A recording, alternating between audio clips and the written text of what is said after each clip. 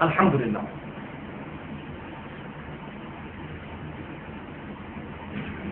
اب آخری جو منکرین حدیث کا وار ہوتا ہے اس کانٹیکسٹ میں ایشو، وہ 3 فارم کے اندر آتا ہے. وہ سنت اور حدیث میں پھر فرق کر دیتے ہیں.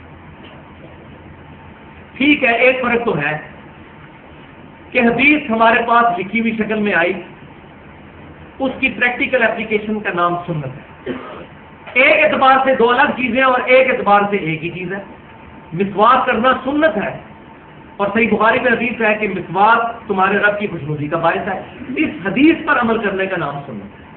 تو حدیث پر عمل کرنے کا نام سنت ہے، اس اعتبار سے یہ ایک چیز ہے. لیکن وہ یہ کہتے ہیں کہ جی سنت عملی تواتر سے آئی ہے. عملی تواتر بھی سمجھ لیں، یہ ٹرمینالوجی سمجھ جانا بہت ضروری ہے. عملی تواتر، وہ کہتے ہیں عملی تواتر یہ ہے کہ مسلمان اپنے ماں باپ کو کچھ کام کرتے دیکھتے رہے، ہمارے ماں باپ اپنے ماں باپ کو اس طریقے سے چین بناتے بناتے پروفٹ تک پہنچ جائے صلی اللہ علیہ وسلم. تو یہ عملاً چیزیں ایک دوسرے کو دیکھا دیکھی جس کو پنجابی میں کہا جاتا ہے، دیکھا دیکھی یہ چل رہی ہیں چیزیں.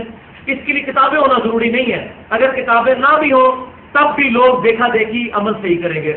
بھائیوں کتابیں ہیں تو کتابیں ایک نہیں ہیں، کتابیں نہ ہو تو پھر پتہ نہیں کیا بیڑا غرق ہو جائے. یہ تو کتابوں نے بائنڈ کیا ہوا ہے.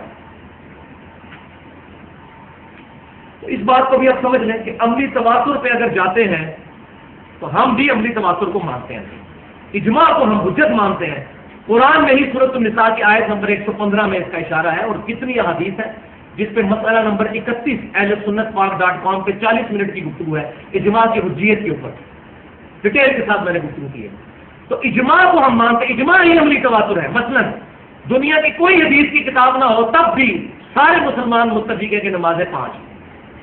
جمع کرنے والا مسئلہ الگ ہے، ہم بھی قائل ہیں کبھی کبھار جمع کرنے کے، زور اثر کو مغرب اور عشاء کو، لیکن کوانٹٹی 5 ہے. اور اہل تشیع کے ہاں بھی جمع کرنا افضل نہیں ہے، بہتر یہ ہے کہ 5 الگ وقت میں پڑھیں. یہ ان کی اپنی کتابوں میں لکھا ہوا ہے، لہٰذا یہ اجماع ہے 5 نمازوں کے اوپر. تو عملی تواتر کو ہم بھی مانتے ہیں اجماع کی شکل کے اندر. لیکن جب عملی تواتر میں اختلاف آئے گا پھر تو ہمیں بھوک کی طرف جانا پڑے گا. ورنہ تو جو انڈیا پاکستان میں پیدا ہوا ہے اس کا عملی تواتر یہ ہے کہ وہ حنفی ہو اور قبروں سے جا کے مانگنا شروع کر دے. یہاں تو اکثر مانگتے ہیں لوگ. بنگلہ دیش میں ہو تو عملی تواتر ہے جو بندی ہونا. ایران میں ہوں گے تو عملی تواتر جو ہے شیعہ ہونا. اور سعودی عرب میں ہوں گے تو عملی تواتر اہل حدیث ہونا. تو عملی تواتر پہ جائیں گے تو پھر اجماع تو کوئی نہیں ہے. عملی تواتر نہیں، بکس کے اوپر ہے. تو ورنہ اگر تو بکس کو نہیں مانتا پھر ہم پھکی دیتے ہیں. پھکی یہ ہے کہ پھر بھائی عملی تواتر مانا جائے گا تو سعودی عرب کا مانا جائے گا جہاں پر اسلام آیا ہے. یہاں تو دین مختلف ذریعوں سے آیا. دودھ بھینس کے نیچے سے خالص ملتا ہے گوالوں سے. گوالے تو پانی بھی ڈال سکتے ہیں. تو بھائیوں مکہ مدینے کے اندر اسلام آیا، یہاں تو کوئی لے کے آیا. کبھی بنو امیہ کے لوگ آئے، کبھی بنو عباس کے لوگ آئے، کبھی صوفیہ آئے.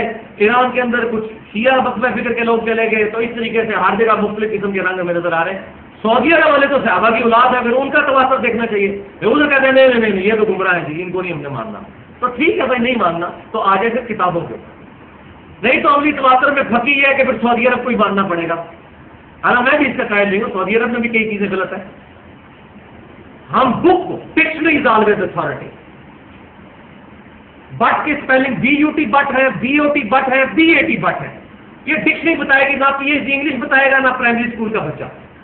اگر ایک پرائمری اسکول کا بچہ کہتا ہے بٹ کی اسپیلنگ BUT بٹ ہے، PhD انگلش کہتا ہے نہیں BAT بٹ ہے، اور PhD انگلش کی بات غلط ہوگی کیونکہ ڈکشنری سے ٹکرا رہی ہے. اسلام کی ڈکشنری قرآن اور بیان القرآن یعنی سنت ہے. تو ڈکشنری از آلویز اتھارٹی. بک کے اوپر ہی الٹیمیٹلی ہمیں آنا پڑے گا. تو دوسرا پوائنٹ اس میں یہ بھی یاد رکھیں، ایک پوائنٹ تو میں نے یہ ایڈریس کر دیا تواتر والا. دوسرا یہ کہ یہ کیسے ہو سکتا ہے بھائیوں کہ آخری نبی ہو صلی اللہ علیہ وسلم، آخری کتاب ہو، اس کے بعد اللہ تعالیٰ نے پھر آئے تو ہم بڑے خصوص سے کہہ سکتے ہیں کہ سینکڑوں سال کسی انسان سے کلام نہ کرنا ہو.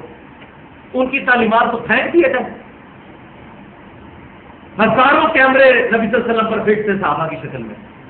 اور بھائیوں ڈاکٹر اقبال اور محمد علی جناح کی کتنی باتیں لوگوں نے محفوظ کی ہیں صحابہ کرام علیہ رضوان نے نبی کو اتنی اہمیت کی نہیں دی معاذ اللہ استغفر اللہ کہ نبی صلی اللہ علیہ وسلم کی باتیں محفوظ نہیں کی ہوگی؟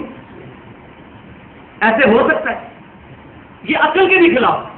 پھر اتنا لمبا اسپین آپ کا اعلان نبوت کے بعد 23 سال کا، جس میں آپ صلی اللہ علیہ وسلم نے جنگیں بھی لڑی، آپ صلی اللہ علیہ وسلم نے مدینے میں حکومت بھی قائم کی، شرعی سزائیں بھی نافذ کی، تمام کی تمام چیزیں ان کی ڈیٹیل اشارتاً تو قرآن میں ہے لیکن ڈیٹیل نہیں ہے، وہ بیان القرآن ہے سنت کے اندر.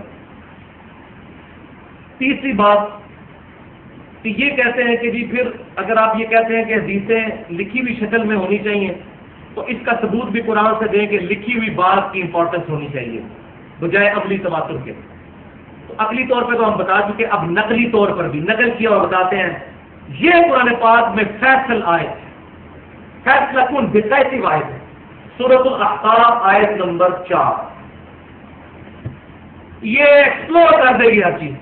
دا موسٹ سمجھے کہ انٹینسو آیت اس ٹاپک کے اوپر یہ کہ نبی صلی اللہ علیہ وسلم کو فرمایا جا رہا ہے کہ کافر جب آپ سے بیعت کرتے ہیں تو ان سے آپ صلی اللہ علیہ وسلم یوں خطاب کریں، ایتونی بھی کتاب من قبل ھذا، سورۃ الاحقاف آیت نمبر 4. اگر تم میری اس کتاب کو نہیں مانتے تو اس کتاب سے پہلے جو تمہاری اپنی کتابیں موجود ہیں وہی میرے پاس لے آؤ.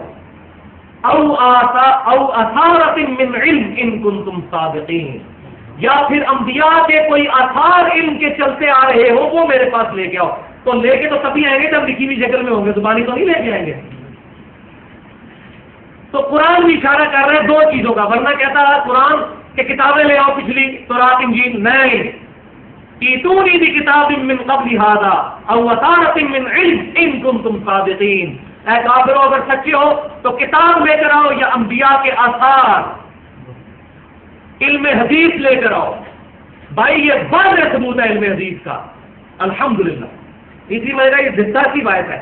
یہ وہ آیت ہے جس کے بعد میرا دل بھی واقعی مطمئن ہو گیا تھا کہ قرآن، اور یہ ایک ہی موقع ہے جہاں پر یہ بات ایڈریس ہوئی ہے. اسی لیے میں کہتا ہوں قرآن پاک کا ایک صفحہ بھی اگر نکال دینا یہ قرآن پاک کی پرفیکٹ بک نہیں رہے گی. ایک صفحہ بھی پھاڑ دینا یہ کامل بک نہیں رہے گی. اس کا ایک ایک لفظ اہم، یہ بھی دیکھ لیں یہ آئے گا ایک جگہ پہ آئے گا. یہ نہ ہوتی تو ہم قرآن سے نہیں دکھا سکتے تھے. تو اللہ تعالیٰ نے الحمدللہ سب کچھ قرآن میں رکھا ہوا ہے.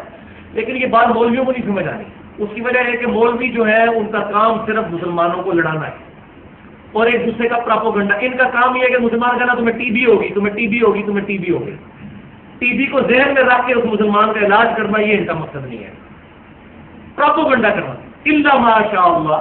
ساروں کی نہیں میں بات کرتا، جو اہل حق ہے ان کی جوتیوں کی خاک میری آنکھوں کا سرما، ان کی بات نہیں میں کر رہا، لیکن اکثریت ایسے ہی ہے. اور دوسری یہ آیت الحمدللہ جس میں اللہ تبارک و تعالیٰ نے واضح طور پر فرما دیا کہ لکھے ہوئے علم کی قدر ہے.